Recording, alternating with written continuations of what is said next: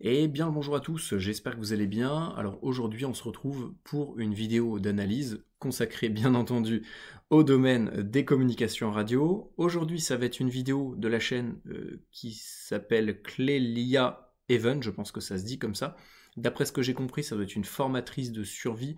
Je la connais pas plus que ça, j'avais déjà vu quelques-unes de ses vidéos, mais sans pour autant voilà, vraiment m'intéresser à qui elle est, qu'est-ce qu'elle fait, etc. Elle avait sorti il y a quelques mois une vidéo consacrée aux ondes radio, à la radio de manière générale, hein, puisque la radio c'est tout ce qui va toucher aux ondes, hein, quel que soit l'appareil, la technologie ou autre.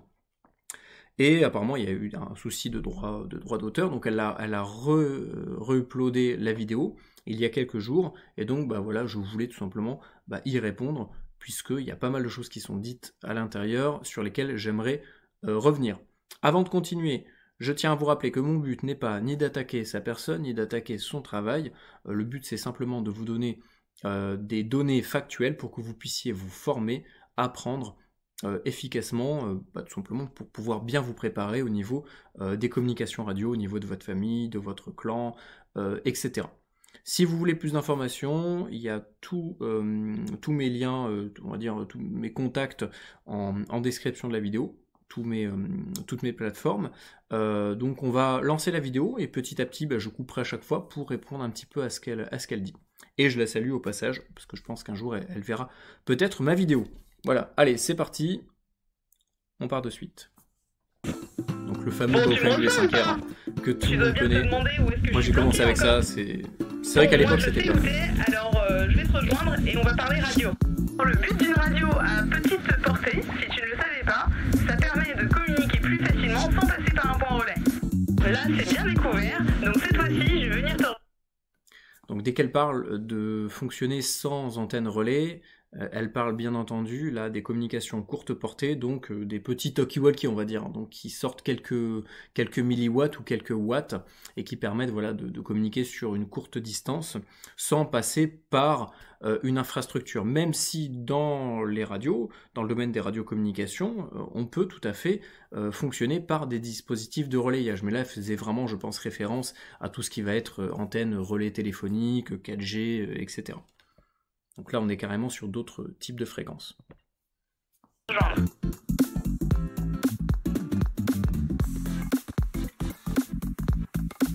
Avant toute chose, on va faire un petit point sur la réglementation. Bah oui, tu peux pas faire n'importe quoi. Je te vois venir, toi, à toujours vouloir faire des conneries. Et lâche un petit pouce si tu peux, parce que ça aide au référencement. D'abord, laisse-moi te dire que moi j'utilise un Baofeng UV5R, mais c'est pas le sujet de la vidéo. Il existe plein de radios différentes. Moi j'utilise celle-là notamment pour son prix, mais on va parler des radios en général. Alors, le choix des radios, ça c'est quelque chose qui m'est beaucoup demandé. Qu'est-ce qu'il me faut comme radio? Quelle est la meilleure radio? Et en fait, je ne peux tout simplement pas répondre à cette question-là, parce que les radios, je le dis tout le temps, c'est comme les bagnoles. Chaque voiture va répondre à un ou plusieurs besoins bien spécifiques et elles sont toutes différentes. Donc il n'y a pas de radio ultime, tout dépendra de la situation, du type de communication que vous voulez effectuer, de la distance, de vos autorisations, bref. C'est tous ces paramètres qui vont faire que ça sera plutôt telle ou telle radio qu'il faudra choisir. Donc arrêtez de croire qu'il y a une seule radio ultime qui va répondre à tous vos besoins, ça n'existe pas. Voilà, tout simplement. Allez, je continue, c'était juste une petite parenthèse.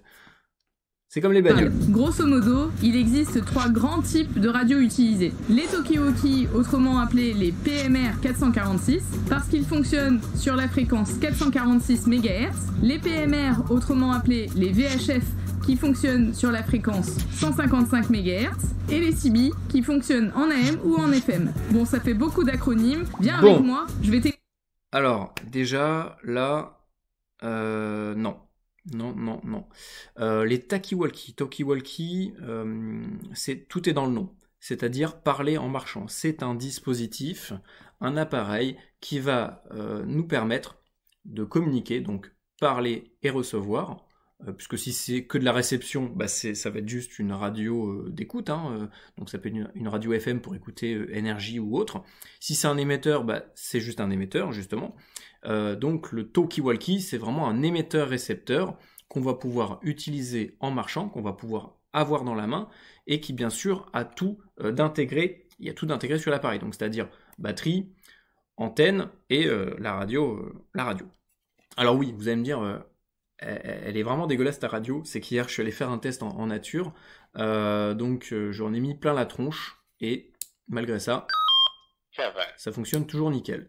Donc vous voyez, ça c'est un talkie-walkie qui est homologué à la norme PMR 446, mais n'importe quel dispositif radio, n'importe quelle radio de manière générale, qui peut être utilisé en marchant, peut être considéré comme un talkie-walkie. Là par exemple, elle a parlé également de la CB. La CB, il y a des talkie-walkie CB. Par exemple, le président Randy 3, qui, pareil, hein, on voit que l'antenne est intégrée, on a une batterie à l'intérieur, et ça va nous permettre de pouvoir communiquer sur la bande CB. Ceci est un talkie-walkie. En fait, le terme talkie ou talkie-walkie, c'est un abus de langage pour parler de ce qui est en réalité la norme PMR 446, qui est une norme, pas forcément que de talkie-walkie d'ailleurs, hein, on peut aussi retrouver d'autres types de postes, même si c'est plutôt rare, mais ça ne s'arrête pas que au PMR 446. Ensuite, elle a parlé de la VHF. La VHF qui sont des PMR. Alors le terme PMR 446 et PMR, c'est deux termes pareils où il y a un amalgame qui est fait très fréquemment, et il faut bien comprendre que c'est deux choses différentes. Le PMR 446, c'est une norme européenne, 16 canaux, il faut que l'appareil sorte jusqu'à 0,5 watts de puissance rayonnée par l'antenne, que l'antenne soit non démontable pour ne pas amplifier la puissance de l'appareil. Et voilà, c'est qu'on est bloqué sur 16 canaux, analogiques et numériques, point barre. Et donc ça permet, en fait, les normes permettent de commercialiser, d'avoir le droit de commercialisation d'un appareil. Donc si l'appareil n'est pas autorisé à être commercialisé, puisqu'il ne répond pas à certains critères techniques, c'est vraiment les critères techniques qui vont permettre de dire si oui ou non l'appareil est homologué sous une certaine norme, mais voilà, c'est pas juste une question de fréquence. Ensuite, voilà, elle parle des PMR. Alors les PMR, c'est pas une norme, c'est pas une fréquence, c'est un type d'appareil. Ça peut être aussi bien un poste mobile, un poste fixe, un poste portable, donc un talkie-walkie, et ça veut dire professionnel mobile radio. C'est un terme, on va dire générique, qui permet de parler des radios destinées aux professionnels. Donc ça peut être aussi bien, vous prenez les radios de la SNCF, ou des radios d'agents de sécurité, ou des radios, je sais pas moi, de n'importe quoi, d'une association, de n'importe quelle entreprise, de BTP ou autre. À partir du moment où ces radios-là ne sont pas, par exemple, homologuées sur la norme PMR 446 et fonctionnent sur des fréquences donc privées, professionnelles, qui sont louées à l'année auprès de l'ARCEP et de la NFR, là, c'est ce qu'on peut appeler des PMR. Donc des PMR, en fait, ça n'a pas vraiment de limite au niveau de la fréquence, au niveau du type d'appareil. Ça peut être aussi bien des postes HF, VHF ou UHF, même si généralement c'est plus de la VHF et de l'UHF. Donc il y a différentes portions au niveau du spectre radio qui sont réservées à un usage uniquement professionnel. Voilà, donc il faut bien faire la distinction entre PMR 446, qui est une norme européenne, et le PMR, qui est un terme générique qui tout simplement permet de parler des radios destinées aux professionnels. Point barre. Et donc après, elle parlera de la VHF marine, on le verra après, mais vous voyez, comme là par exemple, j'ai un petit rétévis, alors je ne sais plus le modèle exact, je crois que c'est le MR01, quelque chose comme ça. Donc ça, c'est une VHF marine. Donc pour être une VHF marine, il faut qu'elle réponde à l'homologation des VHF marines. Et pour autant, c'est un talkie-walkie. Donc en fait, le talkie-walkie, on a aussi bien des talkie-walkie CB, des talkie-walkie VHF marine, puisqu'on peut l'utiliser en se déplaçant, ou des talkie-walkie PMR 446. Expliquer tout ça. Tu vas voir, ce n'est pas du tout compliqué. Pour commencer, PMR 446, ça veut dire Personal Mobile Radio sur la fréquence 446 MHz. Et donc, PMR tout simple, c'est, et non, c'est Professionnel Mobile Radio sur la fréquence 155 MHz. Non, absolument pas, je ne sais pas d'où ça sort ce 155 MHz. 155 MHz, ça fait partie de la portion réservée effectivement aux professionnels, mais les radios de type PMR ne fonctionnent pas exclusivement sur 155 MHz. On peut, comme je vous l'ai dit tout à l'heure, aussi bien retrouver des radios qui fonctionnent sur, donc généralement ça va de 150 à 174 en VHF, donc ça c'est toute la portion PMR, donc on peut aussi bien retrouver des mairies, la protection civile, des secourismes, les secours en mer, diverses associations, des entreprises privées, bref, on y retrouve un petit peu de tout. Tout ça c'est pour les PMR. Et en UHF, c'est sur des fréquences un peu plus hautes qu'on reverra une prochaine fois. Mais le 155 mégas, je ne sais pas d'où ça sort, mais c'est pas, voilà, le PMR, c'est pas que du 155 MHz. Vous faites sur deux types de fréquences, les VHF, Very High Frequency, et les UHF, Ultra High Frequency. Et pour les CB, alors comment que ça se passe? Ah bon, parce que tu crois qu'elle va te répondre? CB, ça veut dire Citizen Band, et ça fonctionne sur les fréquences AM et FM.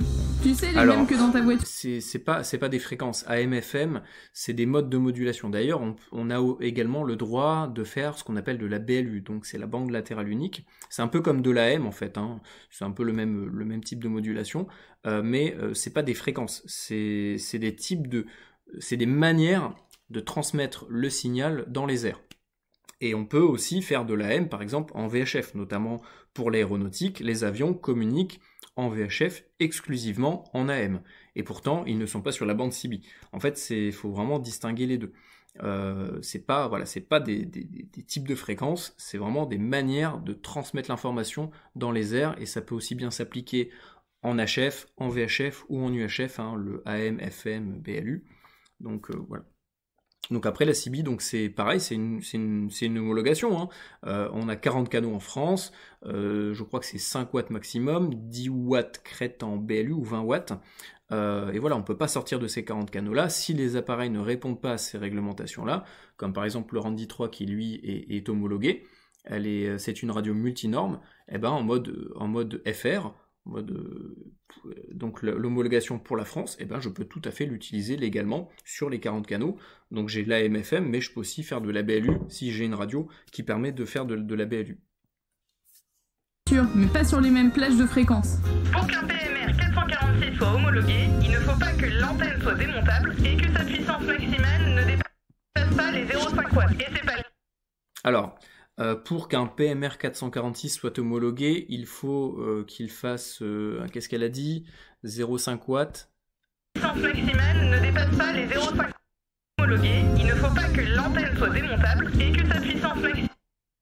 Ah oui, donc c'est antenne non démontable et puissance de 0,5 watts. Alors, une radio qui est PMR 446 est forcément homologuée puisque c'est un PMR 446. En fait, le PMR 446, comme je vous l'ai dit tout à l'heure, c'est une homologation. Donc à partir du moment où l'appareil est étiqueté PMR 446, c'est qu'il a passé une batterie de test permettant d'approuver que, oui, il est bien bloqué sur 16 canaux, antenne non démontable, avec une puissance rayonnée par l'antenne ne dépassant pas 0,5 watts. Mais on ne peut pas rendre un PMR 446 homologué puisque si c'est un PMR 446, il est forcément homologué. Vous voyez ce que je veux dire ? Et d'ailleurs, voilà, c'est pas une question que de puissance et d'antenne, c'est aussi une puissance de canaux. C'est que les canaux, il y en a 16, ça va de 446 00625 à 446 19375, avec à chaque fois 12,5 kHz de décalage entre chaque canot. Donc c'est ce qu'on appelle des canalisations, hein. Des canaux, c'est une canalisation. Et il faut que la modulation soit réglée en narrow, c'est-à-dire en 12,5, pour pas justement, si vous êtes réglé en wide, d'ailleurs, je crois que sur son Baofeng, elle doit être réglée en wide.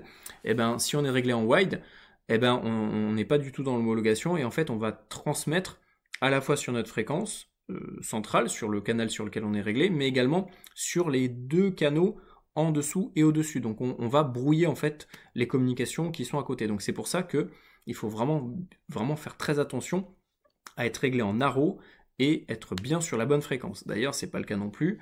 Elle est sur 446,0325. Alors, elle est légèrement à côté, c'est pas très grave, hein. Ça n'a pas de répercussions significatives, mais la bonne fréquence, c'est 446,03125. Mais c'est pas très grave, ça. Elle est juste à côté, à 1 kg à côté. C'est vraiment rien du tout.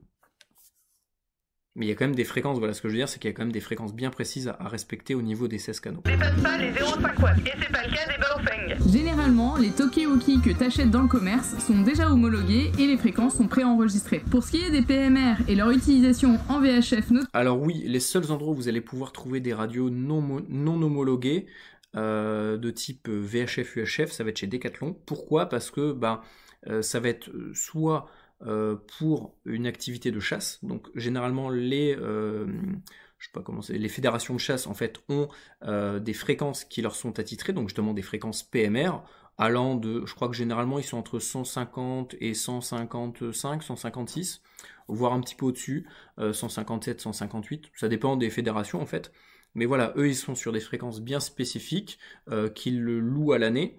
Et donc, en fait, ils sont obligés de passer par des postes un peu plus qui permettent d'aller sur d'autres fréquences. Et il y a aussi les activités de parapente qui là nécessitent pareil des radios en VHF pour la fréquence FFVL, donc le 143-9875. Donc voilà, en fait, c'est les seuls endroits où vous allez trouver des postes. Alors, il faut creuser, hein, c'est pas tout le temps, mais des fois vous allez pouvoir trouver, je crois que c'est ils font la marque CRT Midland, mais à part eux. On peut pas vraiment en trouver dans le commerce comme ça des radios débloquées en fréquence. Donc ne vous inquiétez pas, généralement c'est des radios qui sont homologuées. Vérifiez quand même l'étiquette parce qu'il se peut que des fois ça soit des importations et que ça soit pas les mêmes réglementations. Mais voilà, de manière générale, lorsque vous allez voir une boîte marquée PMR 446, là vous êtes sûr et certain que vous êtes tranquille. Notamment, tu as deux possibilités. La première, c'est pour une utilisation maritime. Donc soit tu es professionnel de la mer, soit tu as un permis bateau. Alors, attendez, et là, tu peux l'utiliser. La deuxième, c'est une... Là, elle parle... Ne dépasse pas pour le maritime. les 0,5 watts, et c'est pas le cas des Baofeng. Généralement, les Tokiwoki que t'achètes dans le commerce sont déjà homologués et les fréquences sont préenregistrées. Pour ce qui est des PMR et leur utilisation en VHF notamment, tu as deux possibilités. La première, c'est pour une utilisation maritime. Donc soit t'es professionnel de la mer, soit t'as un permis bateau. PMR... Et là, tu peux l'utiliser.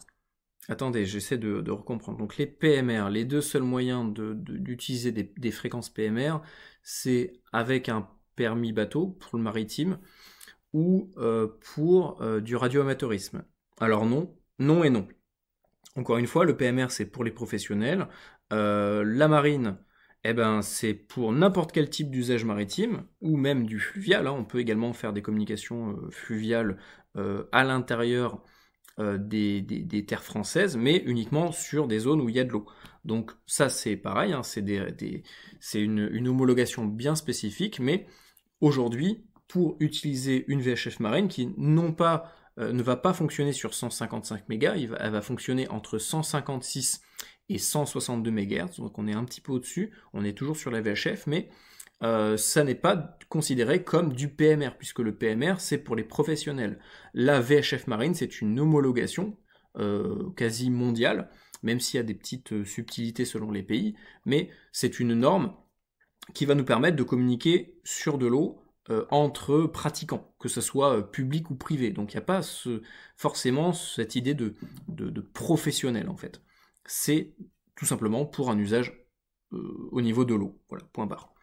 Radio amateur, c'est de l'amateur. C'est tout l'inverse du professionnel. Il y a le professionnel et l'amateur. L'amateur, il fait ça pour l'expérimentation, pour le plaisir, pour le hobby, et donc il ne peut de facto donc pas être considéré comme un professionnel. Donc son matériel, c'est pas du matériel PMR, mais du matériel radio-amateur qui va fonctionner sur d'autres types de fréquences, parce que c'est pas les mêmes besoins et c'est pas les mêmes réglementations. Donc non, pour avoir accès à du matériel PMR, il faut tout simplement être d'une part une entreprise privée, et d'une deuxième part, avoir une fréquence auprès de la NFR, de l'ARCEP, avec bien sûr le matériel qui est considéré comme du matériel PMR, qui ne peut pas être des Baofeng ou de la marine, de la VHF marine ou du PMR 446, ça ne peut pas être compatible et ça ne sera pas considéré comme du PMR. Et pour les radioamateurs, à ce moment-là, il faut une licence radio-amateur. Si vous n'avez pas la licence, vous ne pouvez pas transmettre tout simplement sur les fréquences radio-amateurs. Par contre, l'écoute, elle, est totalement libre. Concernant la VHF marine, aujourd'hui, depuis 2014 ou 2016, il n'y a plus besoin d'avoir un permis ni quoi que ce soit pour acheter et utiliser une VHF marine portable de moins de 6 watts qui n'a pas la fonction ASN à partir du moment où c'est pour un usage maritime ou fluvial. Donc à partir du moment où c'est dans l'eau, ça passera. Voilà. Mais faut juste, ça ne veut pas dire que vous pouvez faire n'importe quoi, il y a toujours les autorités derrière qui surveillent, notamment la Marine nationale, mais voilà, depuis 2016, la VHF marine portable, non ASN de moins de 6 watts, est totalement libre d'achat et d'utilisation. La deuxième, c'est une utilisation terrestre, et là, il faut une licence de radio amateur. En ce qui concerne les formations pour les licences de radio amateur, je te mets quelques liens en description, comme ça tu pourras te renseigner. Moi j'utilise énormément mes PMR, notamment en stage, parce qu'il y a toujours plusieurs encadrants, c'est plus facile de communiquer comme ça, pas besoin de sortir les téléphones, surtout quand ça capte pas. Ça permet également d'assurer la sécurité des stagiaires, et quand on s'en sert... Il n'y a pas de problème en fait, il n'y a pas de problème de réseau. À partir du moment où vous êtes à portée d'antenne d'une autre personne, ça passera en fait. Et même avec 0,5 watts, alors je sais pas si elle le dit après ou avant, mais elle dit, alors les PMR 446, tu vas jusqu'à à peu près 400-500 mètres. Clairement non. Ça, en fait, tout dépend de l'environnement. Pour vous donner un exemple, encore hier, j'ai voulu faire un test, vous la verrez bientôt la vidéo, le test du Retevis NR630. J'ai réussi à faire un contact du département 34 jusqu'à la frontière espagnole, c'est-à-dire il y a au moins 100 km, avec 0,5 watts, l'antenne d'origine sur un petit point haut. Donc en fait, il n'y a pas vraiment de minimum et de maximum. Tout dépendra de l'environnement dans lequel vous êtes, et c'est vraiment ça qui fera la portée de la communication. On utilise toujours les protocoles radio. Je mettrai le lien. Protocole, on va en parler. Sache avant tout qu'avec les Toki-Woki du le lien de la commerce, vidéo sur le Retevis NR630 dans la description, si vous voulez aller la voir. t'attends pas à pouvoir communiquer sur de très longues distances. Au maximum, Oui, voilà. ça va être 3 ou 400 mètres. Parce que justement, ils sont bridés à 0,5 watts. Sauf en mer où on a une portée beaucoup plus longue, parce qu'on est en zone dégagée et que les ondes rebondissent sur la mer. Pour les Non. Donc 300-400 mètres, je l'ai dit juste avant. C'est alors la VHF et l'UHF. Donc je rappelle ce que c'est un VHF, UHF. VHF, ça va de 30 mégas à 300 mégas. Donc dès que je dis méga, c'est pour raccourcir les mégahertz, parce que c'est dur à dire. Et l'UHF, c'est de 300 à 3000 mégas. Donc concrètement, sur nos Toki-Woki de style Baofeng UV5R, pour rester sur son exemple, VHF c'est 136, 174, et UHF c'est 400, 480 ou 520 selon les radios. Il y en a qui peuvent monter un petit peu plus haut, un peu plus haute, pardon. Mais ce qu'il faut savoir, c'est que la VHF et l'UHF, de manière générale, ça va fonctionner à peu près de la même manière. C'est-à-dire que ce sont des bandes qui fonctionnent à vue. À partir du moment où il n'y a pas d'obstacle entre vous et votre interlocuteur, la transmission pourra s'effectuer sans trop de problèmes. C'est-à-dire que avec une VHF marine, même avec un petit watt, vous allez pouvoir faire 150-200 km sans problème.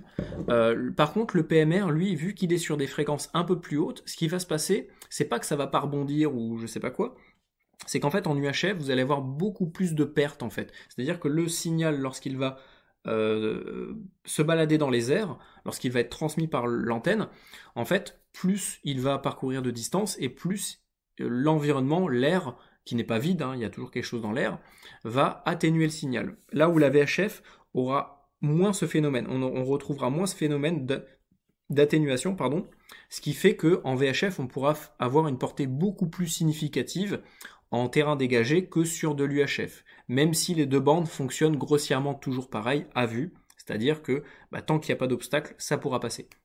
Alors, le fait de rebondir sur l'eau, ça peut légèrement, mais c'est pas ça qui fait vraiment la portée de la VHF, parce que sinon on ne pourrait pas, on ne s'en servirait pas sur les terres, et pourtant la VHF dans les terres, ça marche aussi très très bien, même avec 5 petits watts, vous pouvez faire 150-200 bandes sans problème, il suffit d'écouter un peu les bandes radioamateurs pour se rendre compte à quel point c'est vraiment efficace. PMR ou les VHF, ça va porter encore plus loin, tout simplement parce qu'on est sur une fréquence qui porte beaucoup plus loin. En ce qui concerne les protocoles, ce sont les mêmes pour les PMR. C'est très bien résumé, la VHF ça porte plus loin parce que ça porte plus loin. En vrai, non mais je me moque pas, hein, c'est vrai, c'est la VHF, voilà, ça reste à vue, mais pourtant, bam, ça passe et c'est impressionnant. Ça, voilà. Moi en marine, ça m'arrive régulièrement, là, à partir de l'Occitanie, je reçois la Corse. J'arrive à recevoir, j'ai déjà reçu une fois, je crois, l'Italie, pas sûr.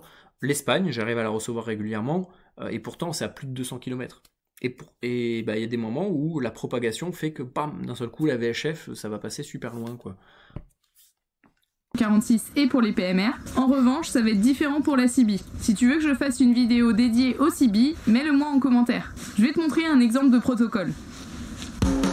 Ne balance aucune information personnelle sur les ondes, car les ondes peuvent être écoutées par n'importe qui. Ça, c'est totalement vrai. Le protocole fonctionne toujours d'un appelant pour un appelé, ou d'un appelé d'un appelant. Par exemple, Clélia pour YouTube, ou bien encore YouTube de Clélia. À ce moment-là, l'appelé Alors, répond au niveau des j'écoute. procédures d'appel, ça c'est un truc où j'ai pu de nombreuses fois le remarquer, même dans le milieu professionnel, parce que j'ai utilisé pendant des années dans mon boulot de la radio, des talkie-walkie, et il y a beaucoup de gens qui ne connaissent pas les procédures de base. Alors c'est simple, hein, pour le mémoriser, c'est toujours toi de moi. Pourquoi ? Parce que si tu parles de toi d'abord, donc je sais pas moi, imaginons vous êtes Bravo, je suis Alpha, si je dis Alpha pour Bravo, eh ben la personne, elle ne se mettra pas en attention, elle n'augmentera pas son attention au niveau de la radio sur ce qui est dit, avant d'avoir entendu son indicatif. L'indicatif, il faut que ça soit un trigger qui, clac, ça vous déclenche un truc et vous vous mettez en attention.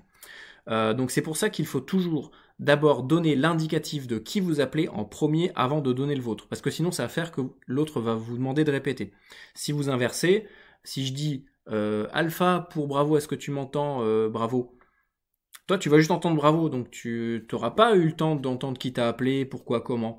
Donc tu vas dire oui, qui m'a appelé, ici Bravo. Et donc là, hop, il faut recommencer la procédure. Bravo, ici Alpha, est-ce que tu m'entends ? Oui, je t'entends, blablabla. Donc là, on a perdu 15 secondes. Faites Bravo de Alpha. Donc l'autre, il a entendu Bravo. Trigger, il s'est déclenché. Il a entendu Alpha. Il sait que c'est Alpha qui l'appelle. Oui, Alpha, je t'écoute. Ici Tango. Ici Bravo. Bam, bam, c'est direct. Et là où on a pris 5 secondes au lieu de 15. C'est vraiment hyper important et ça permet d'optimiser les communications. Donc que ça soit pour moi, de toi, de machin, c'est toujours toi pour moi. Et l'autre, il doit répondre pareil. C'est-à-dire que si moi, je vous appelle Bravo pour Alpha, bah vous répondez oui, Alpha pour Bravo. Et il n'y a jamais l'inverse. Sinon, en fait, c'est comme si vous vous mettiez à la place de l'autre et que vous vous appelez vous-même. Ça n'a aucun sens.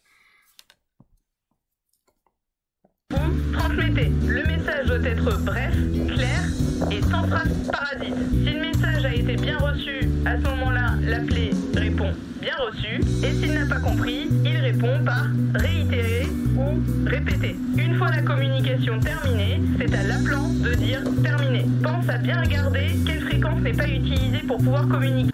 Exactement. Alors là-dessus, à part le toi de moi, toi pour moi qui est tout le temps inversé, sinon je suis tout à fait d'accord avec ce qu'elle dit, c'est toujours important. Il faut bien comprendre en fait que c'est vraiment, la radio c'est un système d'accusé-réception. C'est comme si vous envoyez un courrier. Comment est-ce que vous pouvez être sûr que votre interlocuteur a bien reçu votre courrier, votre message ? Eh ben, il faut que l'interlocuteur vous fasse un retour, vous dise oui, j'ai bien confirmé que j'ai bien reçu tel type de message. Donc n'hésitez pas à chaque fois que vous appelez quelqu'un, Bravo de Alpha. Alpha de Bravo, j'écoute. Bravo de Alpha, donc vous pouvez répéter pour bien préciser, pour que les autres qui n'ont peut-être pas entendu, pour qu'ils sachent qu'est-ce qui se passe, qui parle, pourquoi, comment. Bravo de Alpha, c'est pour te dire que j'arrive dans 10 minutes à la maison. On peut dire terminé ou non. Justement, c'est là la subtilité. On va pas dire terminé, c'est pas à nous de dire terminé. Vous allez par exemple dire transmettez ou à toi le micro. Voilà, selon les fréquences, etc. Ça va dépendre à vous de voir un petit peu comme vous voulez faire. Ou alors vous ne dites rien. Et puis l'autre, s'il a bien reçu, il va vous faire. Donc je vais me mettre à votre place maintenant. Alpha de Bravo, bien reçu. Tu arrives dans 10 minutes à la maison. C'est correct ? Et l'autre, donc moi, Bravo de Alpha. Oui, je te confirme, c'est bien 10 minutes. Terminé. C'est moi qui termine l'appel parce que c'est moi qui l'ai initié. C'est jamais l'autre qui doit terminer l'appel. C'est vraiment comme lorsque vous êtes au téléphone, bah, c'est celui qui appelle qui raccroche. C'est un peu cette logique-là qu'il faut avoir dans la radio. Donc il y a que celui qui appelle qui sait quand la communication est terminée. Peut-être qu'il a d'autres informations à vous donner par la suite. Et donc, bah, s'il y en a un qui dit terminé pour je sais pas quelle raison, ça fout le bazar dans les procédures. Et après, bah, peut-être que d'autres vont transmettre par-dessus, ça va couper la communication, après il faut reprendre contact, on ne sait pas si ça passe. Donc une fois qu'on est en liaison, on balance les infos, à chaque info, confirmation, donc système d'accusé-réception, avec toujours les procédures, les indicatifs, et une fois que celui qui appelle est certain qu'il a fini sa communication, qu'il a transmis toutes les informations à la station à qui il doit parler, à ce moment-là, il dit terminé. Qu'est-ce que ça veut dire? Ça veut dire que lorsque les autres stations, vos amis, votre clan ou je ne sais pas qui, entendent terminer, ils savent que c'est bon, on peut reprendre, on peut se permettre de transmettre pour entamer, initier une nouvelle communication par rapport à d'autres sujets. Donc c'est chacun son tour.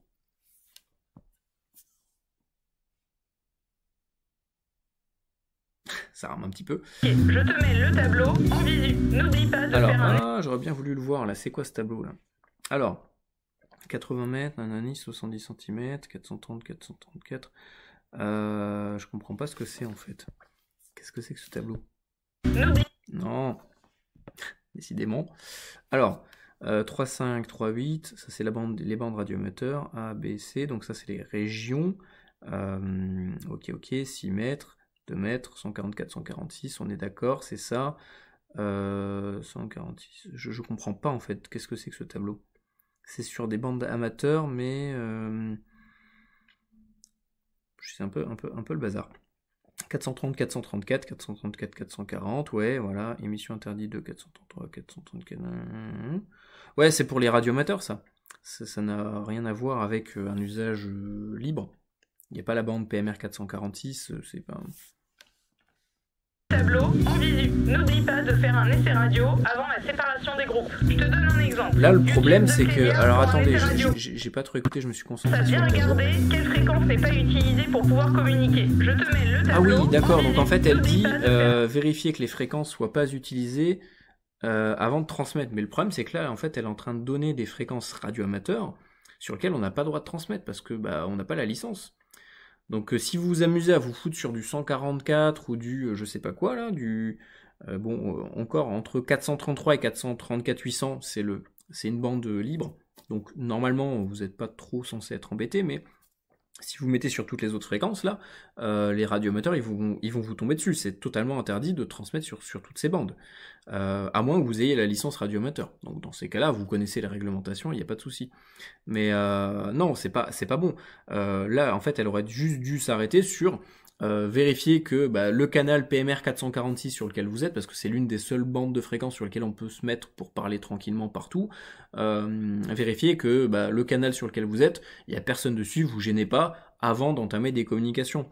Mais là, en fait, elle est en train de dire qu'il faut vérifier que ce type de fréquence-là, donc toutes ces portions-là qui sont réservées aux radioamateurs, soient libres avant de transmettre. Mais là vous êtes carrément hors cadre légal. Là, ça s'appelle du piratage, en fait. Même si en réalité, il y a plein de gens qui le font parce qu'ils ne le savent pas forcément. Mais c'est vrai que les radioamateurs sont extrêmement vigilants là-dessus parce qu'il y a beaucoup de chasseurs, des parapentistes, des professionnels qui se mettent sur les bandes radioamateurs parce que des fois, le matériel est fait que pour les bandes radioamateurs. Ou alors ils ont vu sur internet comme là un tableau, donc ils se sont mis dessus un peu au pif. Mais régulièrement, ça arrive de... Ouais, même moi j'arrive à intercepter des fois des communications de gens qui ne sont pas licenciés radioamateurs et qui se mettent sur ces fréquences-là. Et là, ça peut poser problème, même si en soi ça reste un hobby, il n'y a pas mort d'homme, quoi. Mais voilà, faut quand même faire gaffe.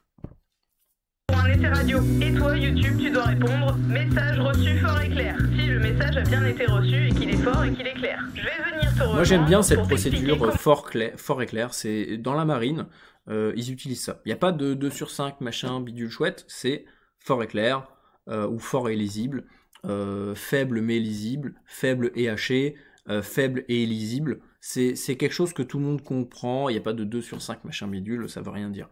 Voilà, au moins on comprend et ça permet à la personne qui fait un test de savoir là où il y a peut-être un problème de matériel. Si vous dites faible mais lisible et que vous êtes à 500 mètres de la personne, bah, c'est pas normal que le signal soit faible. Parce qu'en fait, le premier critère c'est la puissance, deuxième critère c'est la modulation de la voix, c'est la qualité de la voix. Donc si vous dites faible mais clair, et que la personne est juste à côté, bah, c'est qu'il y a un problème. C'est que soit il y a un problème de puissance, soit il y a un problème d'antenne qui n'est peut-être pas connectée, qui est peut-être cassée ou pas accordée. Donc ça permet rapidement de voir, de détecter là où il y a les problèmes et de pouvoir les corriger. On peut épeler un mot avec l'alphabet OTAN. Donc l'alphabet OTAN, je vous le passe, A, vous connaissez, Alpha, Bravo, Charlie, Delta... VHF, parce que l'écoute de la VHF est autorisée. Alors attendez, qu'est-ce qu'elle dit à la fin? Donc, alphabet OTAN, il faut le connaître par cœur. Hein. Vraiment, c'est du tac au tac. Hein. Faut se le rabâcher. Et au bout d'un moment, ça s'incruste dans le cerveau et c'est bon. Mais ça, c'est super efficace. On y reviendra. Vous verrez pourquoi est-ce que l'alphabet OTAN est vraiment très intéressant et aussi particulier. Mais ça permet comme ça, en fait, l'alphabet OTAN permet à n'importe où dans le monde de pouvoir transmettre à quelqu'un des phrases. Vous allez en Chine, vous lui dites Alpha, Bravo, Charlie, Delta, il comprend. C'est A, B, C, D. Vous allez dans n'importe quel pays, l'alphabet OTAN, il est universel. Même s'il y a des subtilités, la Russie a son alphabet avec d'autres mots, mais généralement, l'alphabet OTAN, il est connu universellement et vous pouvez toujours vous faire comprendre partout dans le monde avec ça et épeler quelque chose. Là où phonétiquement, ça peut être compliqué. Donc pour des communications difficiles, ça peut être intéressant. X comme X-ray, Y comme Yankee et Z pour finir comme Zulu. Ce qui donne Clélia Gépel, Kilo Lima Echo. Que tu as une urgence vitale, tu pourras contacter une des fréquences même interdites pour pouvoir contacter. Parce que l'écoute de la... Je voulais ce passage-là, je suis désolé. VHF est autorisée d'avoir... Qui donne Clélia Gépel, Kilo Lima Echo, Lima India Alpha. Moi je te conseille d'avoir une VHF parce que l'écoute de la VHF est autorisée, d'avoir avec toi le tableau des fréquences, parce que si t'es perdu ou que t'as une urgence vitale, tu pourras contacter une des fréquences même interdites pour pouvoir contacter les secours. C'est quand même beaucoup plus efficace qu'un sifflet. J'espère que cette... Alors, la VHF pour le secours, oui, on en reparlera, c'est un peu devenu ma spécialité au niveau des communications, urgence, détresse, machin, ça fait des années que je ponce ce sujet. Par contre, le tableau qu'elle vous a donné ne vous servira absolument à rien, parce que c'est juste des tableaux qui vous disent les limites de bande de fréquence pour les radioamateurs. Ça ne vous donne en aucun cas des fréquences bien spécifiques qui peuvent permettre de lancer un appel de détresse. Pour les bandes radioamateurs, 145-500. La marine, 156-800. L'aéronautique, 121-5. Voilà, ça c'est les plus basiques, les plus essentiels à connaître par cœur. En dehors de ces fréquences-là, c'est un peu du pifomètre. Voilà, tout simplement. L'écoute de la VHF est autorisée. Oui, l'écoute de manière générale des ondes est plus ou moins autorisée. Hein. À partir du moment où on diffuse pas n'importe quoi, qu'on s'amuse pas à pirater les fréquences, il n'y a pas vraiment de problème en soi, même si il faut quand même respecter, attention, je dis pas qu'il faut faire n'importe quoi, il faut toujours respecter les lois au niveau de la confidentialité des communications. Voilà, quel que soit le support, hein, papier, mail, radio, c'est la même chose, hein, c'est exactement les mêmes lois. Donc si vous interceptez des communications confidentielles, il y a des critères précis qui permettent de savoir si c'est confidentiel ou pas, hein. C'est des fréquences privées, bah, c'est confidentiel de facto, donc vous ne pouvez pas le diffuser. C'est pas plus compliqué que ça. Par contre, les bandes amateurs, la CB, tous les trucs comme ça, il n'y a pas de problème, c'est totalement libre d'écoute, d'enregistrement, de rediffusion, il n'y a pas de problème. Mais voilà, pour de la détresse, je vais vous donner un petit peu toutes les fréquences, même si on y reviendra prochainement. Sur la CB, canal 9, la marine, canal 16, bande amateur 145-500, moi je le veille sur tous mes appareils, hein. Cette radio-là, là en permanence, elle est sur 145-500 en double veille, enfin en triple veille, mais c'est pareil, et si quelqu'un appelle dessus, je peux le recevoir.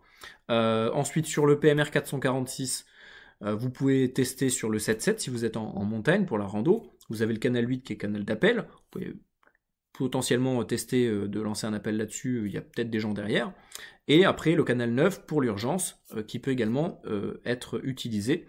En plus, bien sûr, des fréquences officielles reconnues par l'État, etc. Voilà ce que je peux vous dire. Donc malheureusement il y a beaucoup d'erreurs qui ont été faites dans cette vidéo. Après je comprends que c'est pour une idée de sensibilisation, de vulgarisation, mais le problème c'est que là ça donne de fausses informations qui en plus motivent d'une certaine manière les gens à transmettre sur des fréquences qui sont pas toujours autorisées. Voilà, donc encore une fois, je n'attaque pas sa personne, je n'attaque pas son travail. Je suis persuadé que c'est une excellente formatrice qui a fait un excellent contenu, mais en tout cas, là, pour le coup, la radio, c'est pas son domaine. Et moi, c'est mon domaine, et voilà, l'idée, c'était juste de vous apporter ces informations factuelles pour que justement, elle aussi puisse tout simplement prendre ça en considération et rajouter, et améliorer un petit peu ce qu'elle fait et vous le partager. Moi aussi, l'idée, c'est aussi de vous partager tout ça pour vous aider. Voilà, donc si vous voulez m'aider, il y a un lien dans la description, il y a le petit Tipeee. Si vous voulez rejoindre mes réseaux, pareil. Et puis voilà, je vous dis à bientôt. Je vais vous mettre le lien là de toutes les radios que je vous ai présentées, le NR630 là, qui est vraiment... c'est du solide ça. Ça, tu peux y aller, tu peux taper la tête, il n'y a pas de problème.